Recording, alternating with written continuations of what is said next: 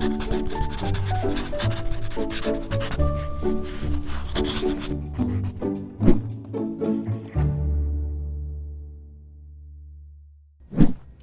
I'm Dawn Durham, and welcome to PaTTANpod.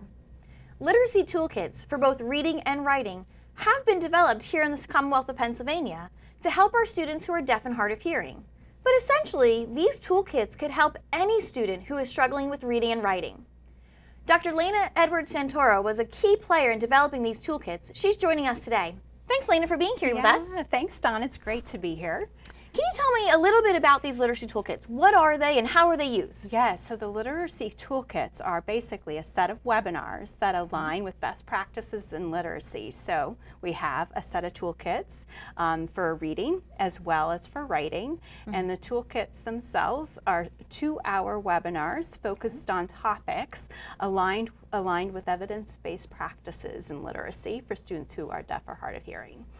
So teachers can find these webinars that are aligned with the toolkits on PaTTAN's website, and they're able to view these 2-hour webinars as an opportunity to expand knowledge and have professional development. So these toolkits are housed, like as you said, on the PaTTAN website, and they're geared towards, there's a set for reading and a set for writing, and essentially it's my self-paced learning that I'm going through. Is that accurate? Exactly, okay. Exactly. You can work through each series at your own pace and follow them in sequence. Okay. And the content builds so that you're integrating knowledge as you go. So as I'm working through these at my own capacity, I'm building my knowledge and skill set. How do I use this knowledge then to apply to my students? Is there built-in activities? Is it kind of a system where I learn and then I try to apply on my own, or how does that work? Yeah, absolutely. So it's built into the webinar itself, along with resources that align with the content. So every single webinar within both the reading and writing toolkit has a resource packet that corresponds to it, and that resource packet provides how-to takeaways for the classroom. In addition to that tool, that resource, part of the webinar is to really focus on the how-to implement with teachers. So we talk a lot about the strategies and the application within the context of the webinar itself.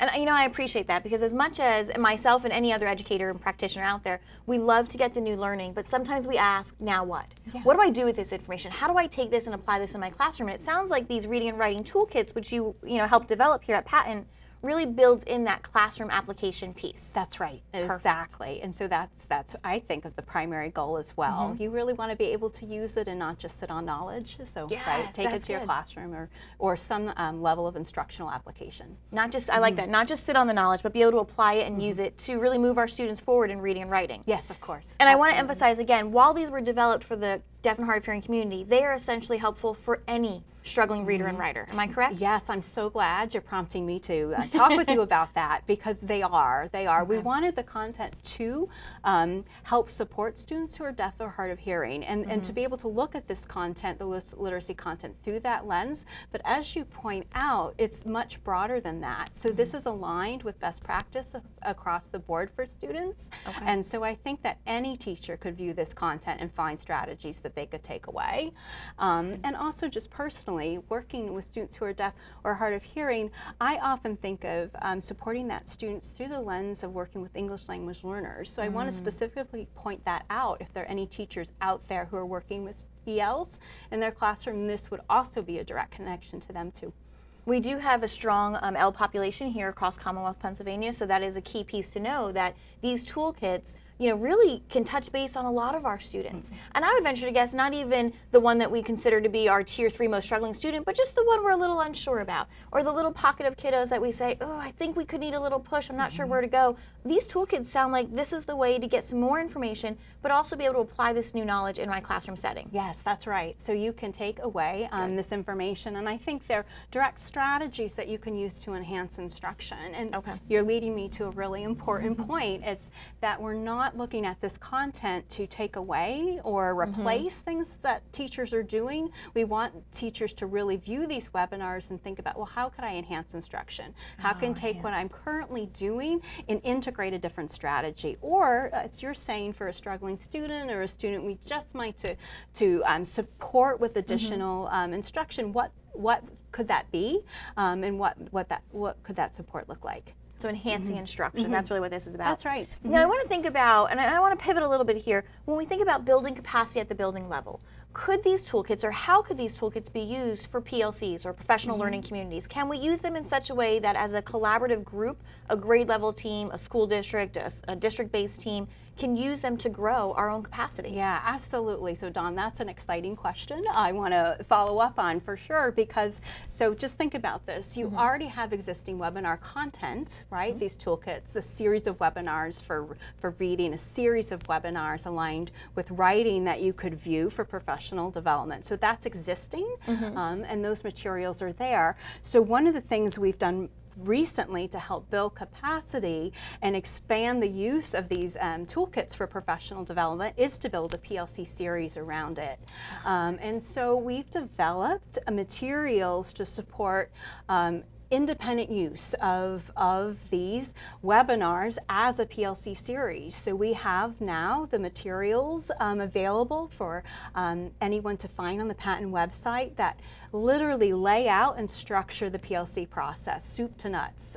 So it's all there for people to use. So we don't have to recreate the wheel. When we recognize the fact that we could grow a little bit as a collaborative, a community of learners, you and your team have already put that work out there, and it's available, open source on the PaTTAN website to be able to take these webinars, which is content already developed, ready and set in stone, but then you've also extended that and have given us a PLC series. That's right. So that we can use and continue to grow, perhaps during a lunch opportunity or a grade level meeting, a faculty meeting, before or after school if we want to get together with some coffee and donuts in the morning or some chips and soda in the afternoon. Yeah. We have this opportunity. Yeah, you do. So we have now materials ready to go to implement a series. Everything from we give advice on how to schedule them, and then have materials like an agenda, for example, for each PLC session already developed, discussion questions already developed, and then materials to use within your PLC session. So for example, planning templates that teachers can use to make that application to their classroom,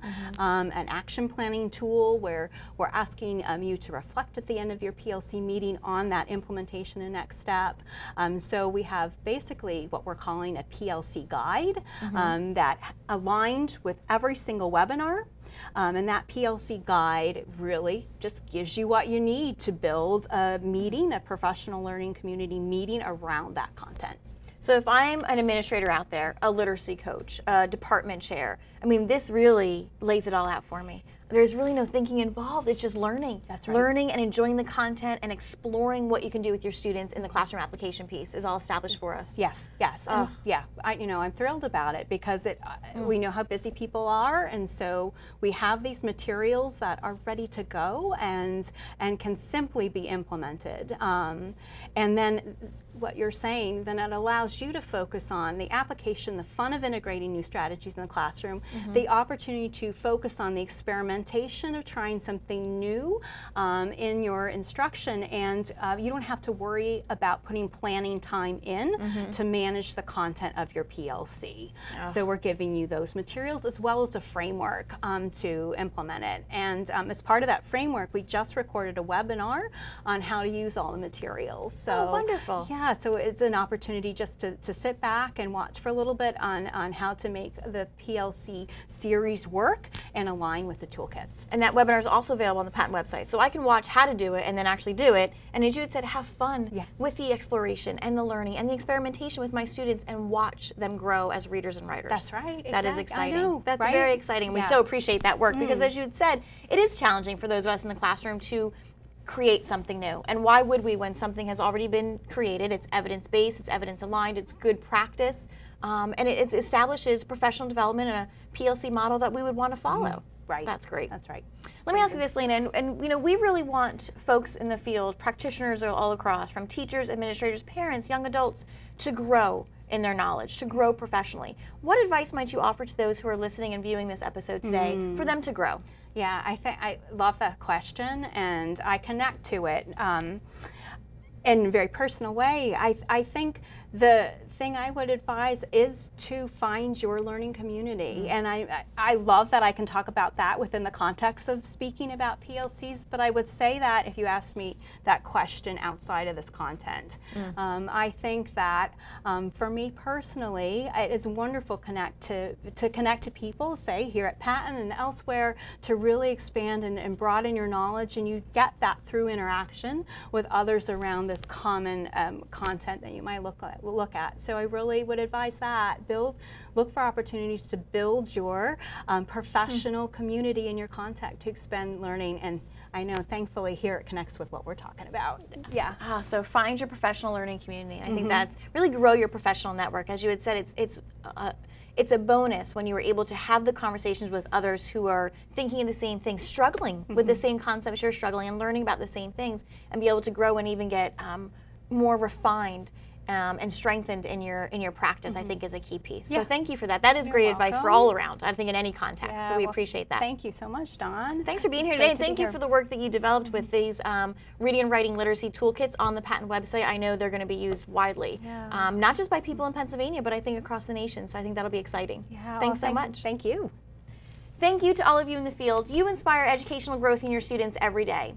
And a special thank you to John Ragsdale for producing this podcast. We'll see you next time on PaTTAnpod.